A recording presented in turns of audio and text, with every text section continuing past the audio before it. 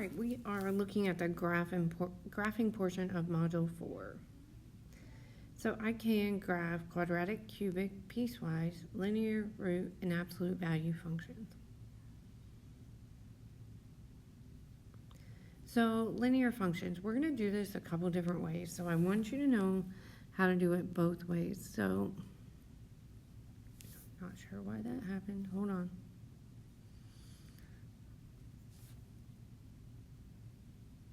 XY chart. So anytime you have to graph something and you don't know what it looks like, you can do an XY chart. You can do 3 to 5 numbers. This is a linear function. So we're just going to do 3, and we would do, you can pick any number you want, but I'm going to pick -1, 0, and 1. So usually I try to pick something on the negative side. I do 0 because 0 is easy, and then something on the positive side. So I'm just going to substitute now the -1 in for x. So that's -2 plus 3. So y equals 1. Then that is my coordinate. What is going on? -1, 1. So then I just go to -1, 1, and I put a dot there. Now I'm going to do 0. So I'm going to substitute once again.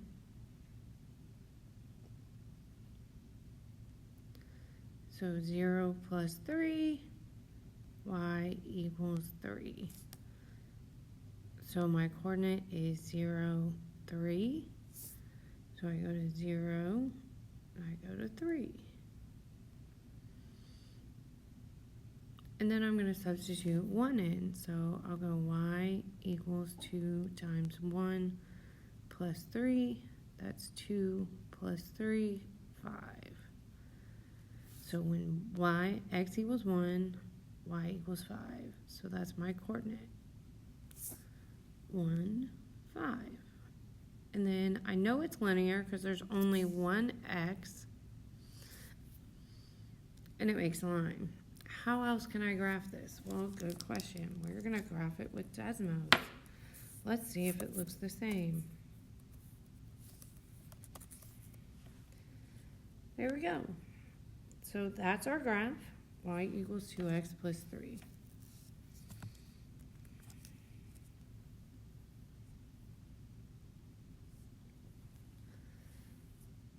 Okay, so quadratic. We can do the exact same thing.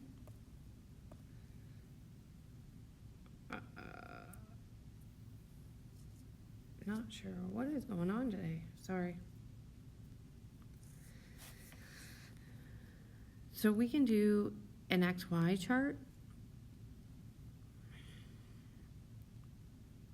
So -1. Now I have to follow order of operations here.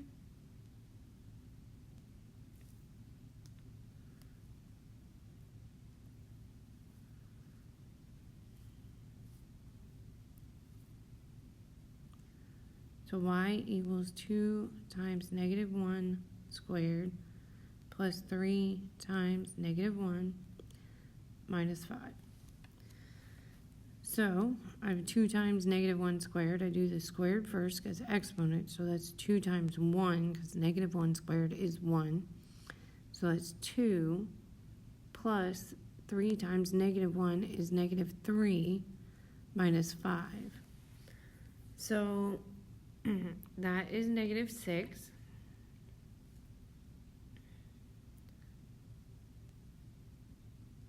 Our coordinate is -1, -6. And then 0. The 0 is super easy here because all these things have x's with them. So if I do y equals 2 times 0 squared plus 3 times 0 minus 5, that's gone because anything times 0 is itself, and y equals -5. So that means my coordinate is 0, -5.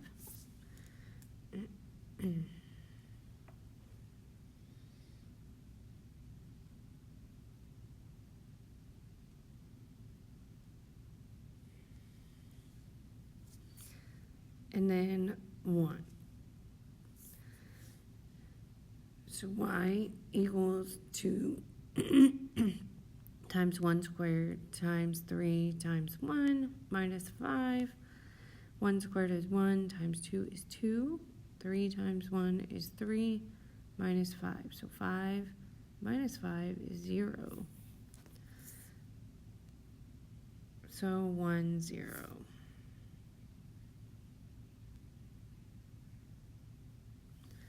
So I can kind of see how it's going, but what I can also do once again is use Desmos. So I'm just going to go back here, and I have 2x squared plus 3x minus 5. And I can see that it switches right here at negative 0.75, negative 6.25, and then I can just go ahead and graph. So it's going to look something like that. So your quadratic always has an x squared term, and it looks like a u, either up or down.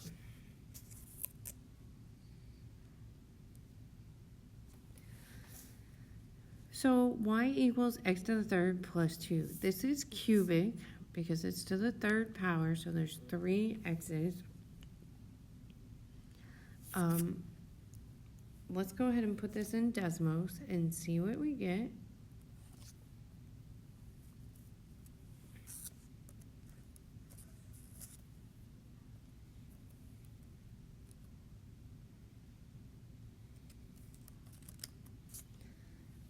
So as you can see, the y-intercept is 0, 2. X-intercept is in there in between 1 and negative 1 and negative 2, and it looks like a swoosh. So this is what cubic is always going to look like. So we'll go ahead and get our important points, and that's right here and then up here. So it's going to look like a swoosh. There you go. We could also do this by doing an XY chart. So if you don't have a graphing device available, so once again, you could just plug in negative 1, 0, and 1. 0 would be 2. How did I know that? Look right there. So 0, 2, that's where I get the y-intercept. If I did negative 1 to the third plus 2, negative 1 to the third is negative 1, plus 2 is 1, so that's negative 1, 1, which is right here. And then I can do y equals 1 to the third plus 2. Well, 1 to the third is 1, plus 2 is 3.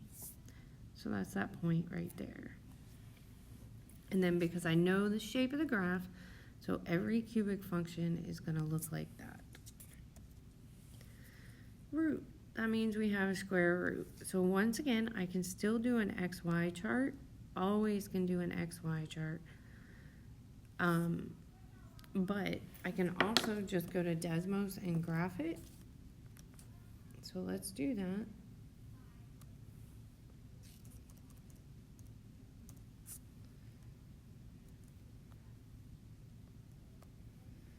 So as you can see, if I have the square root of x plus 2, our little Nike swoosh goes like that. I have my important points.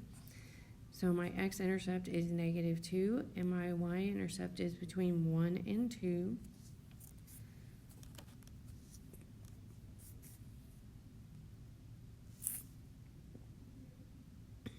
And we'll just put it about halfway there, and a root function always looks like a swoosh, like that. That means it has a square root in it. Exponential. That means that the variable is the exponent. The variable that is the exponent. So let's try this in Desmos. 2 to the x plus 1. Oops. 2 to the x. So exponential is always going to look like that.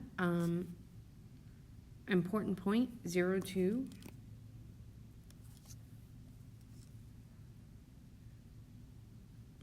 And it goes and it never touches 1. So it's going to look like that.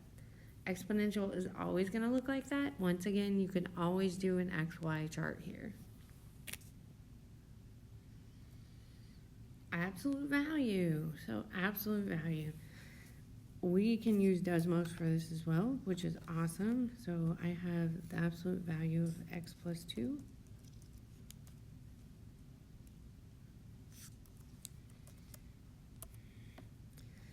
Important points.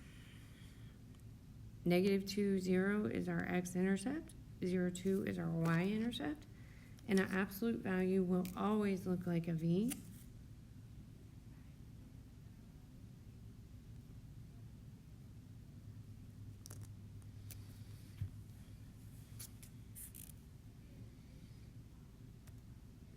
So piecewise, this means if we're putting two things together. So here we have some important things going on, such as this, where it says where it's less than 0, it's going to be x plus 1. If it's greater than 0, it's going to be x squared plus 1. So we'll need to graph both. When we graph both, we can actually use Desmos. We're just going to put them in right under each other, and then we have to decide what the graph is going to look like. So the first one was x plus 1, and the second one is y equals x squared plus 1. So the important part is when it was greater than 0, it is the green one. When it's less than 0, it's the blue one.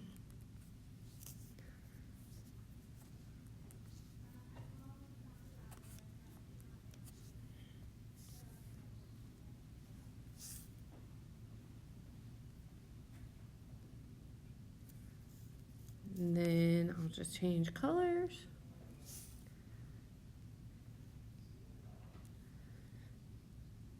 And that's two different functions put together, because the linear function was where it was less than 0, and the quadratic was when it was greater than 0.